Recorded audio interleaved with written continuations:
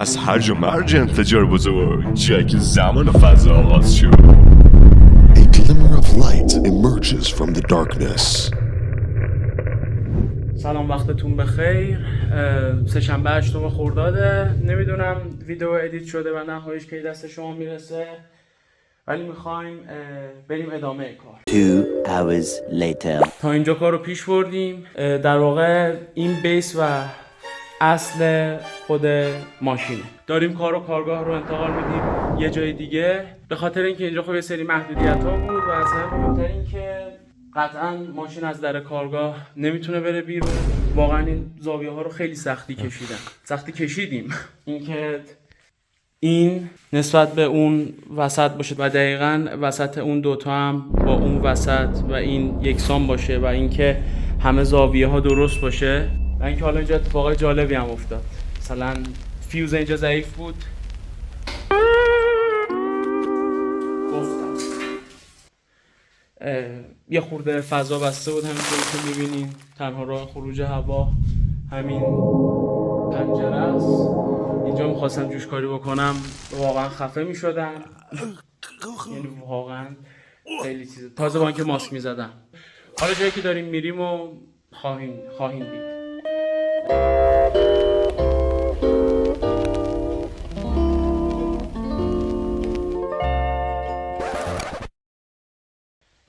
یه جای بهتریه، دستمون کاملا بازتره دیگه، انشالله این مشکلات رو نخواهیم داشت. بریم ببینیم که میتونیم چیکار بکنیم.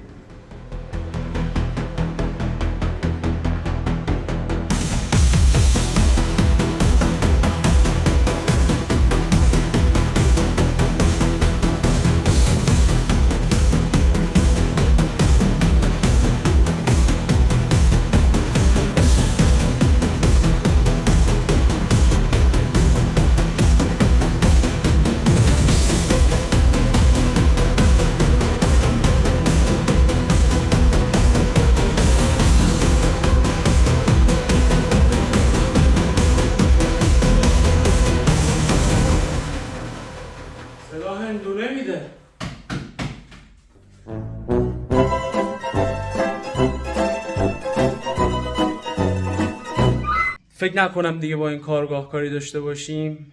فکر نکنم هم شما دیگه بخواید کارگاه رو ببینید، چون دیگه اینجا کارمون تموم شده.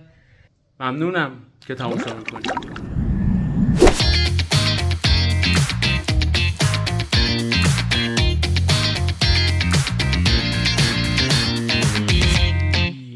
سلام، بالاخره رسیدیم جای جدید و اینها وسایل رو انتقال دادیم.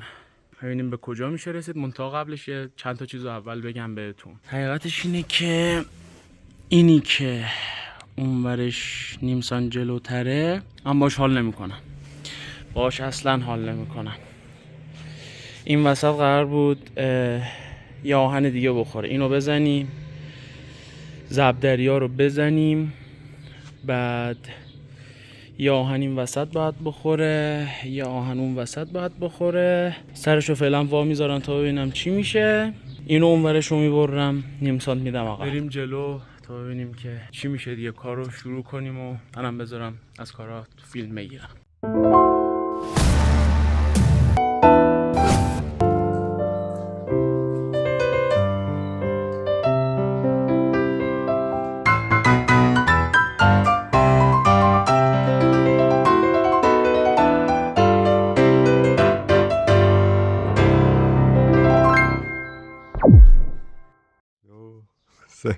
سلام، بالاخره فیلم بردارمون اومد بعد از 2 هفته. بله من کار داشتم. کار داشتم. همچون راه دور نزدیک هست. نزدیک هم نیست، خیلی دوره. قد دور بود که اول دور رو گفتم بعد نزدیک. اشکال نداره. چه گیلاسه باشه. پایه داشتی من گفتم بهت قبلا. الانم رو دست میگیرم. خودم نمیخوام اذیت کنم. بیام اینا. خب پس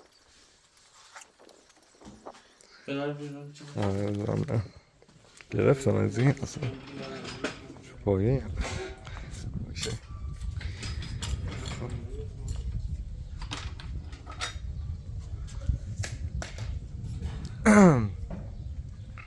این چیه؟ آره دیگه.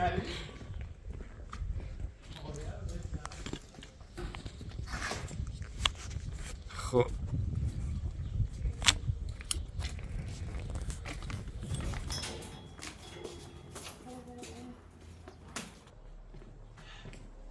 چقدر خوبه فیوز نمیپره.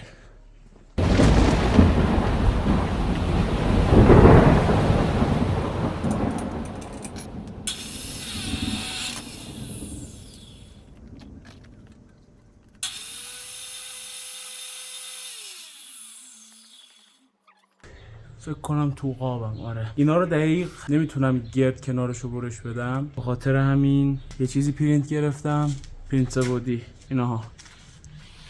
این میشه شابلون، اینجا رو مارک میزنم، علامت میزنم، بعدن میبرم. ولی خب چون فقط یه دونه میتونستم پرینت بگیرم، یعنی یه زاویه رو میدونستم چنده، اونم 90 درجه بود، فقط برای 90 درجه گرفتم. بقیه رو یا با جوش باید بینشو پر کنم یا با جوش باید بینشو پر کنم.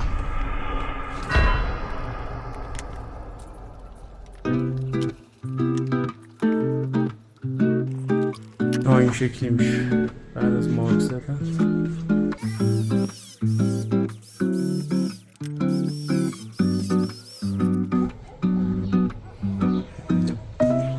تقریبا بعد برش اینطوری در میاد و بعدا این جاهای خالی رو با جوش پر میکنم.